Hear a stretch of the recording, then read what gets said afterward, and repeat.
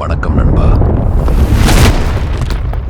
இது ஒரு யானையின் கதை. ஒரு மனிதன் யானை முகாமை சுற்றி பார்த்துக் கொண்டிருந்தான்.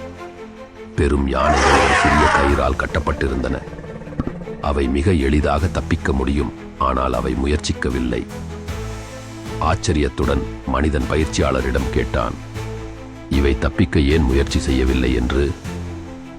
பயிற்சியாளர் சிரித்துக்கொண்டு கூறினார், இவை குட்டியாக இருக்கும்போது இதே கயிறு அவற்றை பிடித்துக் கொண்டிருந்தது. இதனால் யானைகள் பலமற்றவை என்ற நம்பிக்கையில் வளர்ந்துவிட்டன. அதனால் இப்போது முயற்சிக்கவே இல்லை. அந்த மனிதன் ஆழமாக சிந்தித்தான். எல்லோருக்கும் வாழ்க்கையில் வாய்ப்புகள் இருக்கின்றன, ஆனால் பழைய நம்பிக்கைகள் நம்மை கட்டுப்படுத்துகிறது என்று. என் அருமை நண்பா, இந்த கதையில் இருந்து நீங்கள் தெரிந்து கொள்ள வேண்டியது, உன் கடந்த காலம் உன்னுடைய எதிர்காலத்தை நிர்ணயிக்காது. நம்பிக்கைகளை மாற்றி முயற்சி செய்.